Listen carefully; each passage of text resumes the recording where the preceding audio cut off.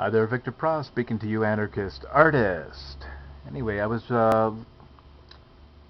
surfing the web as I am wont to do, and always researching and looking at things, reading up and checking out alternative media. And I did find something pretty interesting here on this page. Prison Planet: The Truth Will Set You Free. And I came across a article here. The heading of the article is UK Police Tells Public to Report Anti-Government Beliefs as Terrorism. Okay, now this is pretty interesting. I'll read a little few snippets from it because I do think that you will find it interesting as well. And the article begins...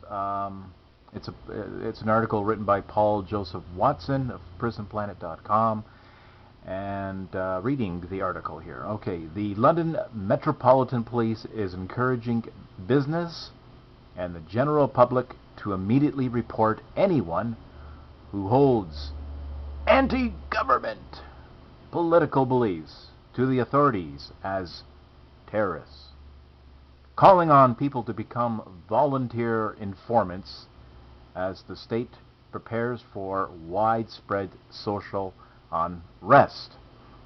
The social unrest would be because the government has been fucking people up the ass, plundering their wealth, causing economic dislocation, paralysis, collapse, as it inflates the currency, devaluing the dollar. Prices don't go up, the value of the dollar goes down. This is all the responsibility of the government, and that's the better parts of the government. They also happen to be genocidal murderers as well. But plundering wealth will be the case of what will be considered to be the cause of social unrest. So, just reading along other sections of the article here. In also calling on people to report Al-Qaeda paraphernalia to police, the briefing conflates anarchists with terrorists. It's quoting here. It unfairly implies that anyone involved in anarchism should be known to the police and is involved in a dangerous activity, said Jason Sands, an anarchist from South London.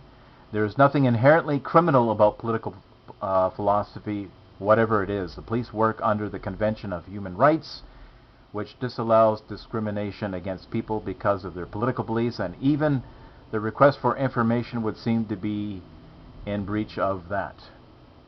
And of course, the anarchist, in scare quotes here, label could apply to a whole range of political beliefs, but the fact that the state is now openly criminalizing anti-government sentiment and encouraging people to report on their neighbors for expressing dissent or displaying any sign of their political philosophy is a clear indication of how paranoid the British government has become of its own citizens.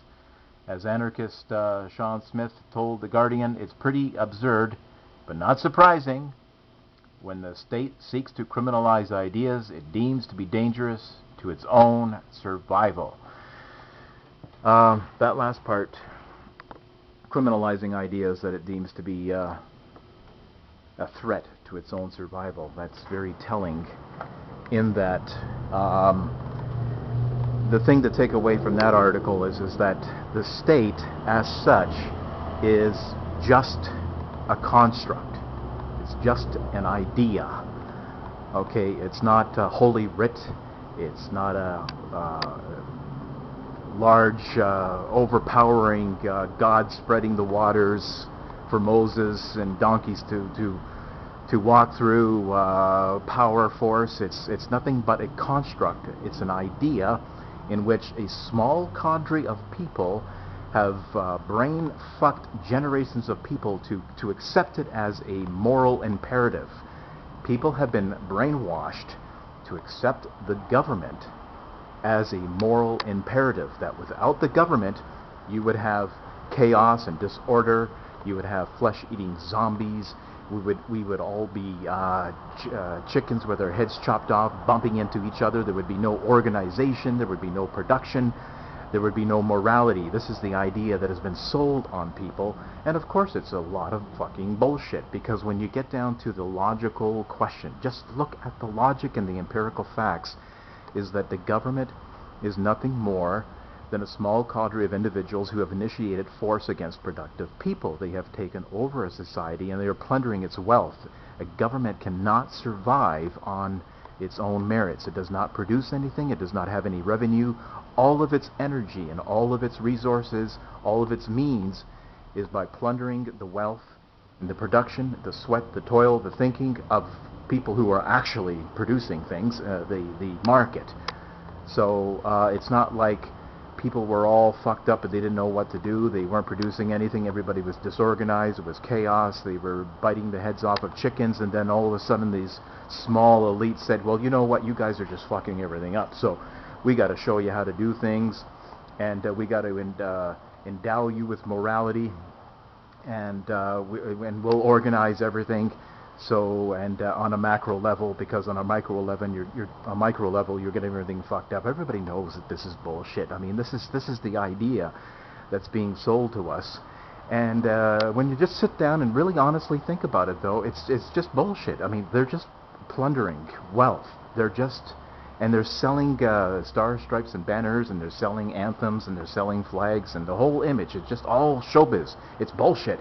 It's just all a freak bread and circus freak show. That's all. That's all it is. Okay. So that article is very telling in the sense of that the police realize that people are starting to wake up. Starting to wake up. Are you waking up? Are you still sleeping in this fucking dozy head brain, dead brain fucking morass of blue pill matrix slumber? You know, it's up to you. You know, the facts are there. Facts are out there in alternative media. Check it out. Victor Pross, anarchist artist. Thank you for listening. Pop goes the culture.